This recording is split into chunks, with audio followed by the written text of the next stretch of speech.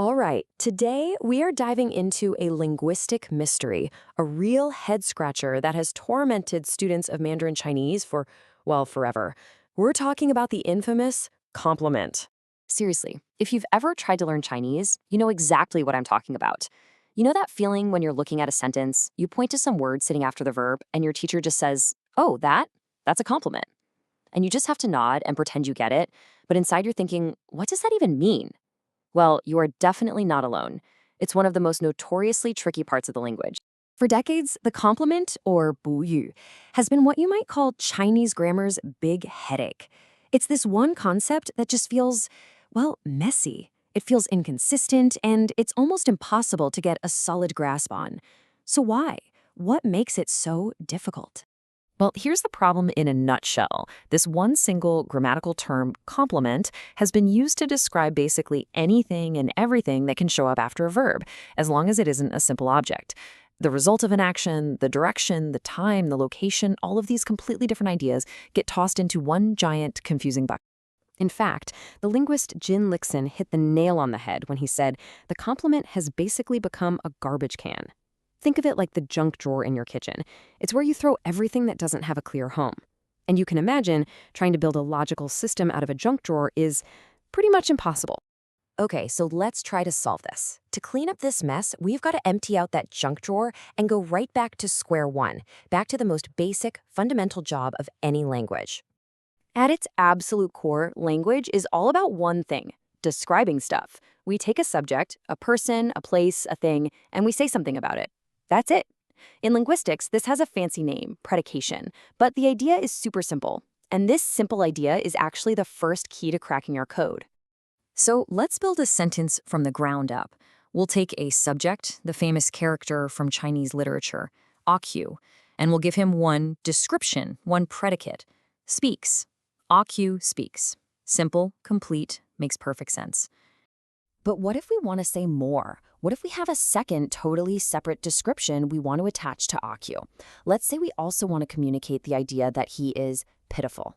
So now we get to the heart of the puzzle. We've got one subject, Akyu, but two different descriptions of him, speaks and is pitiful. Language is a straight line. You have to put one word after another. You can't say both things at the exact same time. So how do you organize them into one coherent sentence? Well, in Chinese, one very common way to solve this is to put that second description before the main verb. So you get Akyu pitifully speaks.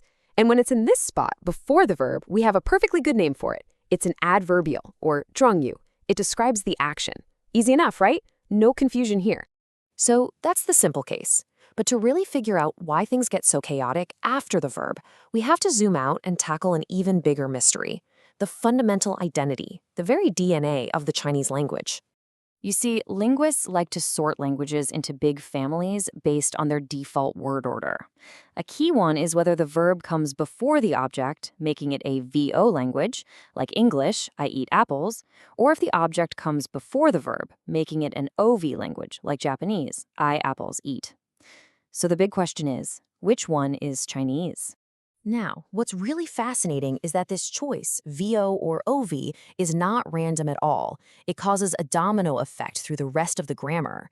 As you can see here, VO languages like English tend to put things like adverbs after the verb, walk slowly, but OV languages like Japanese almost always put them before slowly walk. It's a whole package deal.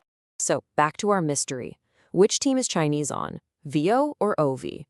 Well, the absolutely mind-bending answer is, it's on both teams. Modern Mandarin is a hybrid language that shows strong features of both systems. This is super unusual, and it turns out it's the master key to understanding everything. Don't just take my word for it. Let's look at the evidence. When you make a comparison, Chinese can say something that looks very VO, with the verb-like word gao, tall, coming first. But it also has another, equally common structure that looks totally OV, with the verb at the very end. And both are 100% correct. And it's not a fluke. We see the exact same dual personality with adverbs. You can say walk slower with the verb first, which is a VO pattern, or you can say slower walk with the adverb first, a classic OV pattern. This flexibility is baked right into the language because it has roots in both systems. Okay, here it is. This is the big aha moment. Because Chinese is this mixed VO/OV language, it has a natural built-in flexibility that most other languages just don't have. And that insight is what finally gives us the power to clean out that grammatical junk drawer we've been calling the complement. So here's the solution. It's brilliantly simple. Step 1. We just get rid of the vague, confusing label complement. Throw it out. Step 2, we take everything that used to be in that junk drawer and we sort it into 2 new logical piles based on what they're actually doing in the sentence: postverbal adverbials and secondary predicates. Let's look at that first pile. These are the easy ones. All those bits that describe the main verb. Things like for 3 hours or on the table, they're just adverbials. The only thing that seemed weird was that they came after the verb. But now we know why. That's just Chinese using its VO side. It's a perfectly normal feature, not a weird exception. Now for the second pile. This is where the real genius of this idea comes in.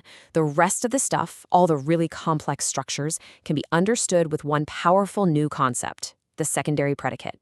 This is basically a mini sentence tucked inside the main sentence, and its job is to describe a noun, the subject or the object, not the main action. This classic example makes it crystal clear. She cried until her eyes were swollen. Now, think about it. The phrase, her eyes were swollen, doesn't describe how she cried, right? It's not like crying loudly. It's a whole new piece of information that describes the resultant state of she. It tells us what happened to her because of the crying. That is a secondary predicate, and it elegantly links a cause to its effect. So you might be thinking, okay, postverbal adverbials, secondary predicates. Sounds pretty academic. But this is so much more than just swapping out some jargon. This new model fundamentally changes how we can approach and actually understand the language. So what's the real takeaway here? Well, first, we get clarity. We've replaced that messy junk drawer with 2 clean, logical categories. But more importantly, this approach has real explanatory power. It tells us why the sentences are built this way. And for anyone learning Chinese, this is a complete game changer. It gives you a clear mental roadmap, turning what felt like a bunch of random, chaotic rules into a beautiful, elegant system you can actually use. And that really brings us to a bigger, final question. This whole journey with the Chinese complement shows us that grammar isn't just some boring set of rules you have to memorize for a test. It's a fascinating, logical system that reveals the unique way a language and a culture structures reality. So the real question is, are we just learning rules, or are we learning to see the entire world through a new and powerful lens?